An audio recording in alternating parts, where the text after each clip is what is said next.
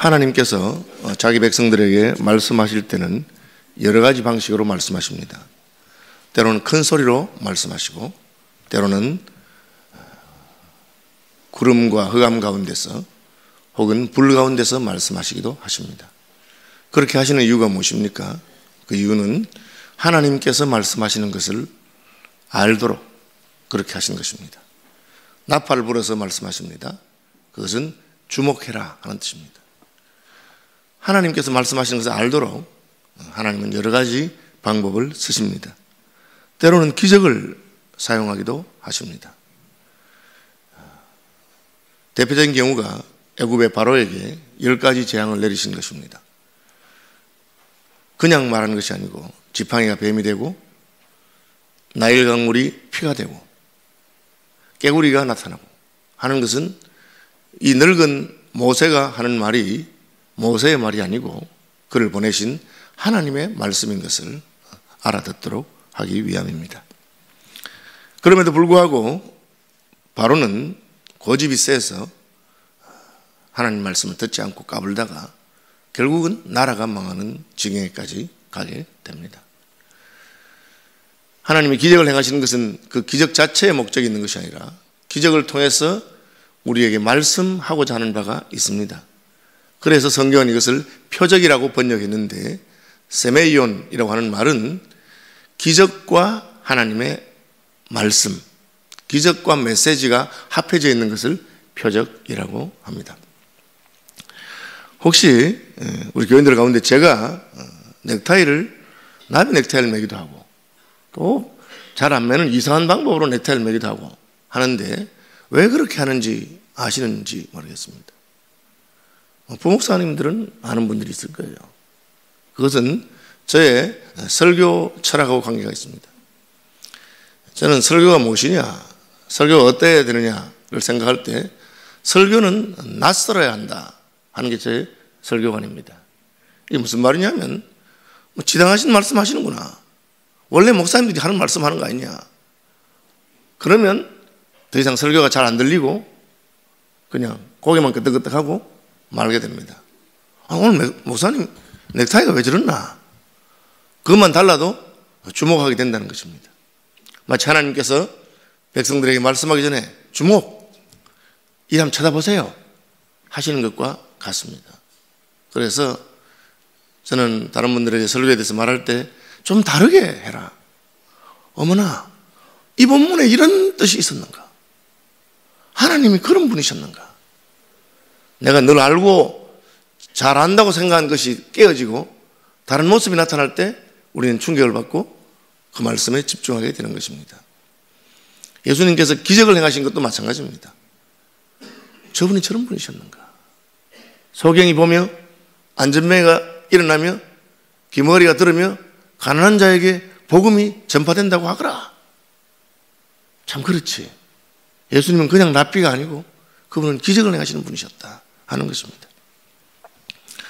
또한 예수님께서 기적을 행하셔도 평소와 다르게 행하십니다. 오늘 본문에 보면 마가복음에 예수님이 소경의 눈을 뜨게 한 사건이 나옵니다. 이 맹인의 눈을 뜨게 한 것은 예수님께서 세상의 빛이시다, 어둠을 밝히는 빛이시다 하는 것을 증거하는 것입니다. 단순히 맹인의 눈을 뜨게 하는 것에 목적이 있지 않습니다. 이스라엘에 수많은 맹인이 있었지만 모든 맹인의 눈을 예수님이 뜨게 하신 것은 아닙니다. 그런데 그냥 눈을 뜨게 한 것이 아니라 다르게 눈을 뜨게 하셨어요. 예수님이 소경 거지 디메오의 아들 바디메오의 눈을 뜨게 할 때 내 소원이 무엇이냐?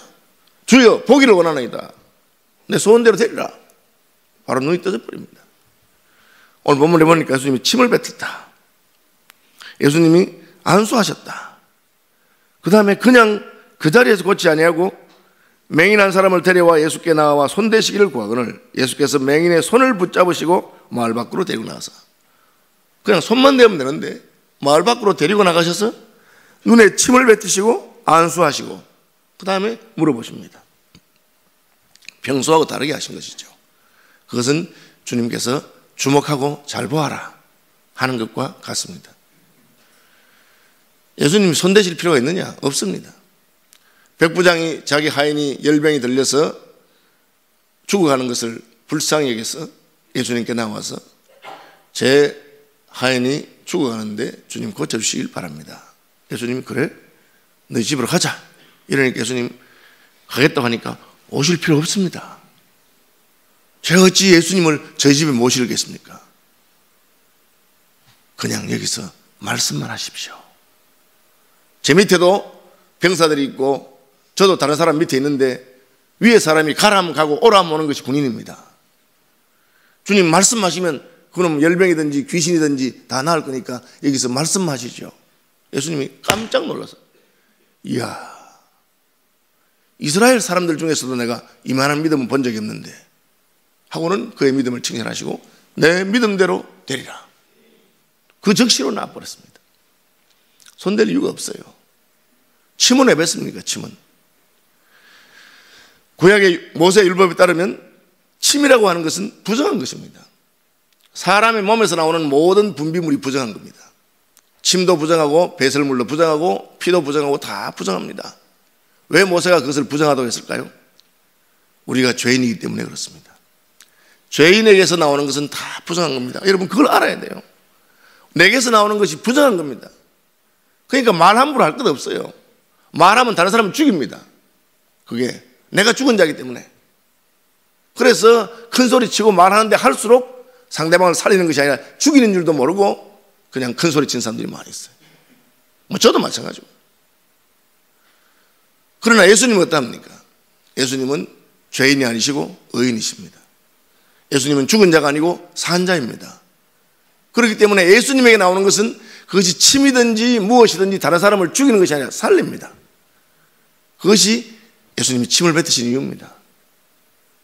구약에서 침이나 배설물이나 피나 이런 것이 더럽다 할 때 그것은 위생적으로 더럽다는 이야기 아닙니다.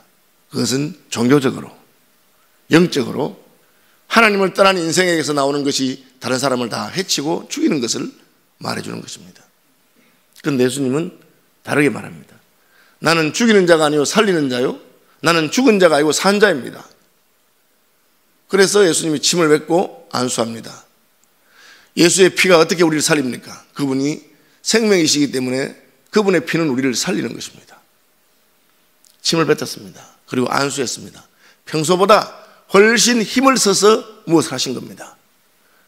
왜 마을 밖으로 나가서 하십니까? 여러분 오늘날은 마을과 마을이 이어져 있기 때문에 우리가 몇십 킬로를 가도 계속 집들이 이어져 있습니다. 그런데 옛날은 어떠합니까? 마을에 사람들이 100호나 200호나 모여 살고 마을 밖으로 나가면 들판입니다. 아무도 없습니다. 예수님이 이 소경을 데리고 마을 밖으로 나간 것은 사람들이 없는 곳으로 갔다는 뜻입니다.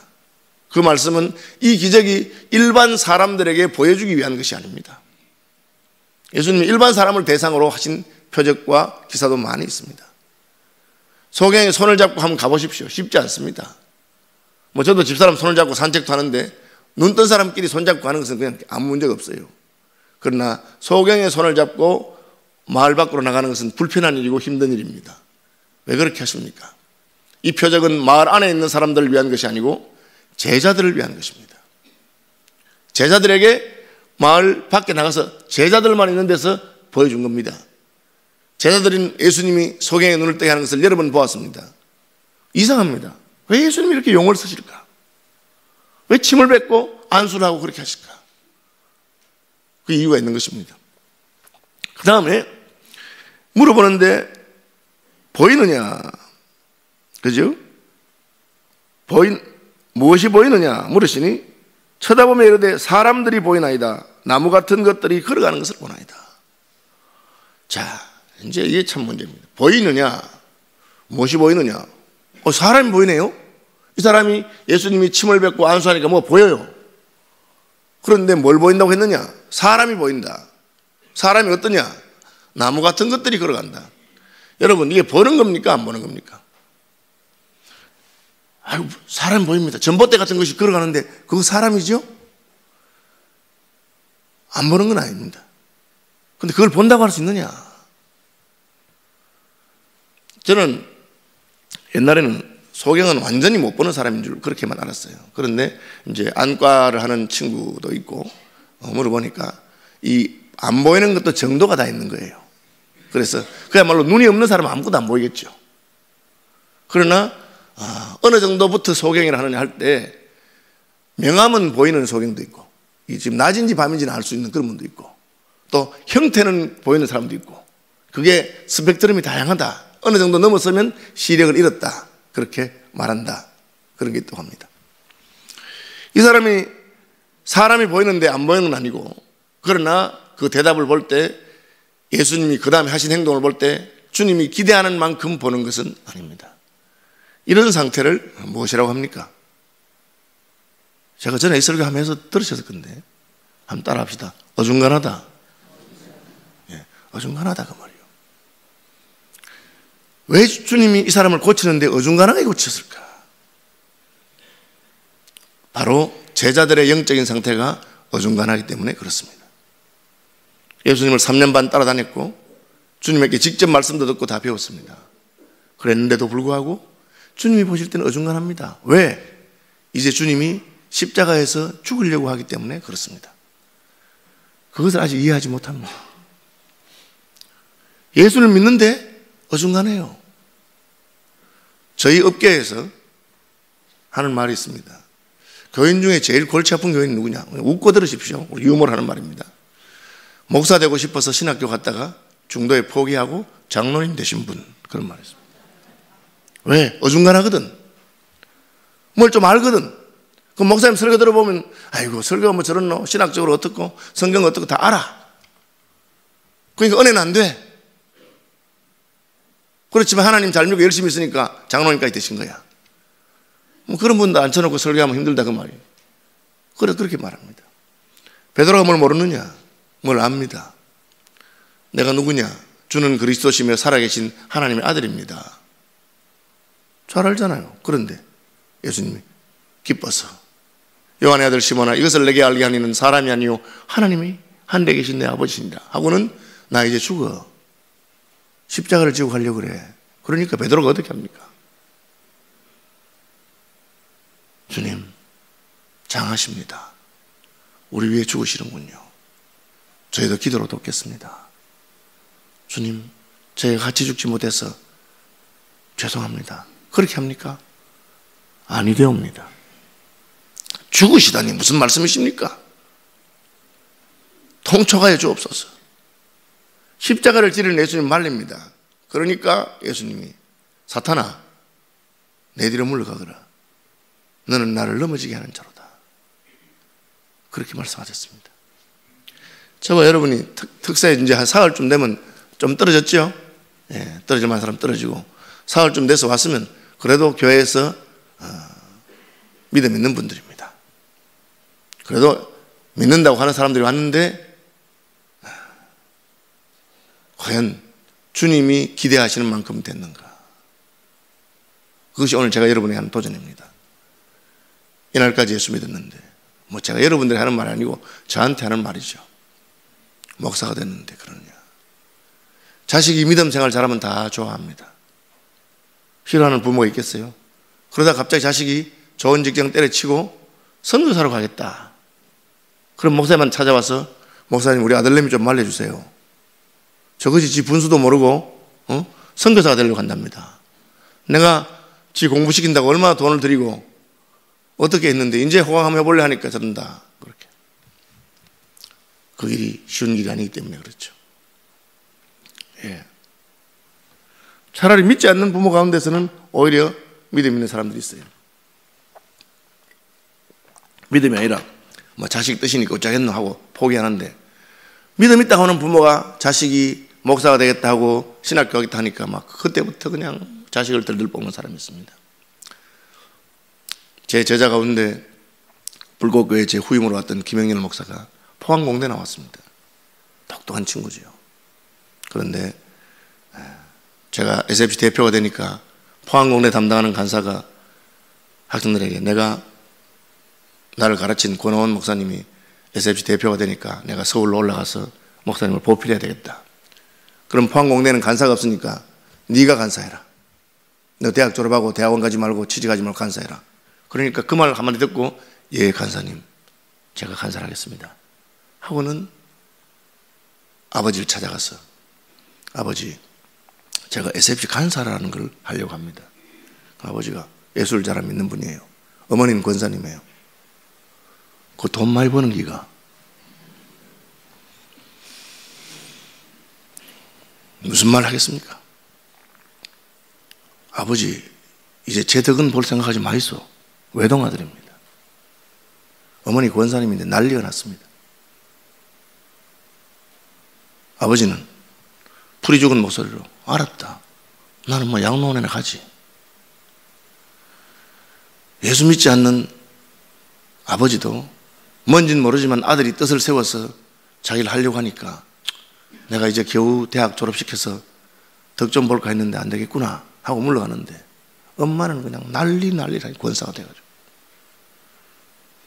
제가 그 이야기 간증 안 하지 않습니까? 그 이야기를 간사 면접하는 날 제가 들었어요. 저는 차마 간사하란 말을 못 하겠더라고요. 부모님 모시는 게 안 좋을까 그러는데 그 간사를 키운 제 제자였던 다른 간사는 딱 앉혀놓고 그런 쓸데없는 소리 하지 말고 쟁기를 잡고 뒤를 돌아보는 자는 하나님 나라에 합당하지 않다. 내 부모님은 하나님이 책임질 테니까 너는 주님 부르심을 따라라. 그렇게 말하는 거야. 야, 그래서 내가 키웠지만 나보다 더 독한 놈이구나 이게.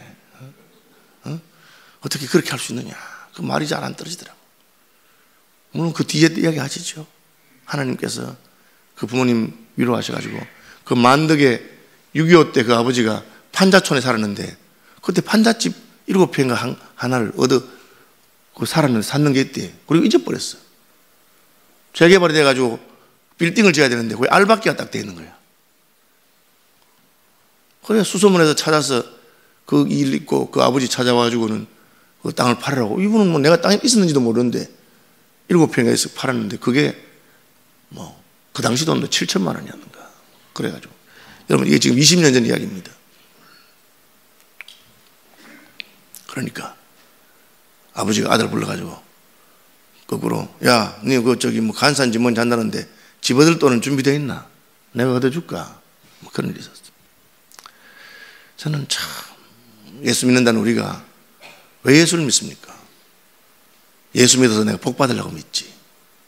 여러분 복 받으려고 예수 믿는 거 아닙니다. 한번 따라 합시다. 복 받으려고 예수 믿는 것이 아니라 예수 믿는 것이 복이다. 그걸 모른단 말이에요. 여러분 새벽에 나와서 하나님한테 복 받으려고 기도하는 것이 아니라 기도하는 그 시간이 가장 복된 줄로 믿으시기 바랍니다. 주님이 원하시는 그거란 말이에요. 하나님 아들께서 십자가 안 지고 편하게 지내려고 그럴 것 같으면 이 땅에 안 오면 돼. 왜 사람이 됩니까? 그냥 천국에 계시면 되는데. 근데 그걸 이해하지 못한단 말이에요. 안 믿는 사람이면 이해가 돼요. 그러나 모든 것을 버려두고 주를 쫓으니라. 그물을 버려두고 주를 쫓았고 그분에게 생명의 말씀이 다 예수님 떠날 때 예수님이 너희도 갈래? 너희도 가리느냐? 그러니까 뭐라 했습니까? 영생의 말씀이 여기 계시오매 우리가 어디로 가오리까? 그래 놓고 십자가를 지라니까 안 지고. 여러분 인생이기 때문에 그런 염려가 없다 할 수 없고 있는 것은 당연합니다. 그래도 말은 그렇게 하면 안 돼요. 목사가 무슨 이렇게 설교하니까 목사가 설교하니까 목사는 걱정도 없고 근심도 없고 고민도 안 하고 죄도 안 지고 그렇게 했습니까? 똑같아. 그러나 말은 그렇게 안 합니다. 교인들이 아무리 염려를 해도 우리가 걱정하는 소리 하나님이 들으실라 얼마나 섭섭하시겠나. 우리가 이런 걸 가지고 염려, 걱정, 근심하는 것이 주님 앞에 황송하고 부끄럽다 그렇게 말해야 되고, 형제가 환난 풍파와 고난과 어려움 가운데 너무 극심해요. 꼭 세상 사람들 하는 것처럼 아이고 약고 그렇게 말하면 안 됩니다. 걱정하지 맙시다. 기도합시다.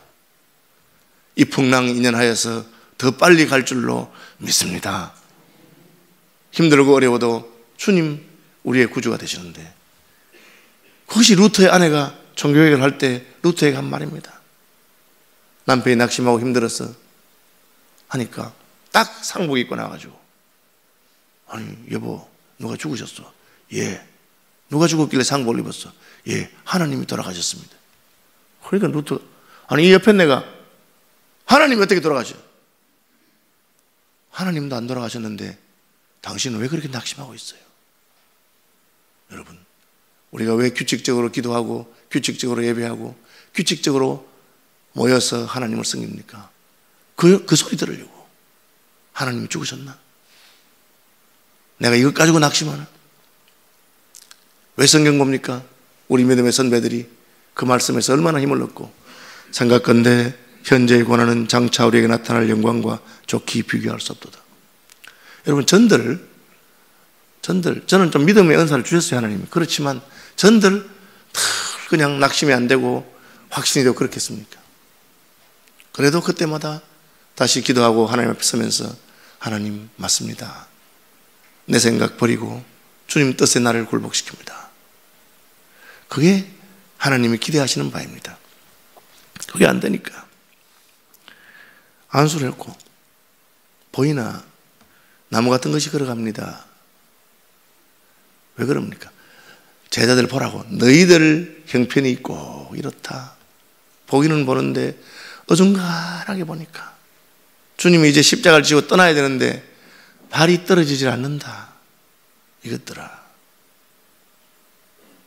주님만 꼭 붙드는 분들이 되시기를 바랍니다. 처방이 뭡니까? 주님이 반쯤 눈을 뜬 사람에게 준 처방이 뭡니까? 한 번 더 안수하는 거예요. 여러분, 다른 처방이 없습니다. 무슨 어디 기도원에 가서 무슨 특별한 걸 하고 그런 거 아닙니다. 주님 처음 우리에게 은혜 주셨던 그것, 처음 내가 예수 믿을 때 받았던 그것 한 번 더 하면 되는 겁니다. 한 번 안수해서 안 되니까 어떻게 합니까? 두 번 안수하면 되는 거예요. 여러분, 한 번 기도해서 안 되면 두 번 기도하시고, 두 번 해서 안 되면 세 번 하시고, 주님이 응답하실 때까지, 내 마음이 말씀에 의해서 정복될 때까지, 안 되면 암송하고. 왜 믿음의 선배들이 말씀을 암송합니까? 저절로 그 말씀이 내게 나오도록. 같은 안수를 두 번 하신 겁니다. 두 번째 안수하니까 결과가 무엇입니까? 밝기 떠서 보게 되었습니다. 제가 늘 하는 말이 뭡니까? 식사기도만 잘해라. 식사기도만. 왜? 하루에 3번 늘 하기 때문에. 평소에 하는 것 다시 한번 생각해보고. 은혜 받는 길이 따로 있지 않습니다. 그냥 아니 목사님 그것도 목사님 설교가 무슨 은혜가 돼야지 은혜가 되지. 예. 목사 설교가 은혜 될 때만 은혜 되는 사람들은 아직까지 어중간한 사람입니다. 그걸 누가 못하겠어요? 목사님이 죽을 때도 은혜가 되고, 그죠? 저는 처음 신학교 가니까 진짜 설교가 은혜가 안 되대. 뭘 좀 배우니까 야, 역시 우리 목사님은 늙어가지고 완전히 그냥 옛날 고리타분한 소리만 하시고 그렇더라고. 지금은 저는 어지간하면 은혜 됩니다. 무슨 말해도 은혜가 되고, 틀리게 말해도 은혜가 돼. 틀리게 말해도 야, 난 어떻게 바로 깨달았나 이런 생각이 드니까 감사하지. 여러분 안 그래요? 목사님이 엉뚱한 소리 하면, 우리 목사님이 엉뚱한 소리 하는 건 내가 발견할 신령한 수준이 됐구나. 그래 은혜 받으면 되는 거지. 그죠? 여러분, 하나님 말씀 듣는 것 좋아하고 기도하는 것 좋아하고, 믿음의 선배들이 그렇게 말했어요. 기도하는 이 시간이 가장 귀하다. 하루아침에 되겠습니까? 귀하다 하면 귀한 줄 알고 그때까지 계속 기도하고 그럼 어느 순간에 하나님이 탁 그 변곡점이 오는데 갑자기 마음에 탁 그냥 주님 위해 살고 싶고, 그 다음에는 주님 위해 죽고 싶고, 그 다음에는 사나 죽으나 나는 주의 것이라. 세상과 나는 간 곳 없고 구속한 주님만 보이고. 그런 거 하려고 특세하는 겁니다. 한 번씩 모여가지고 다시 한번 마음을 가다듬고 절기를 지키고 주의를 지키고. 이 새벽에도 하나님께서 저와 여러분에게 기대하는 바가 있는데, 주님 제가 잘 못 살아도 주님 기대하는 대로 살려고 힘쓰고 애쓰고 노력하고 부르짖고 그러다가 주님 앞에 왔습니다. 그렇게 말씀하는, 고백할 수 있는 저와 여러분 되시기를 축복합니다.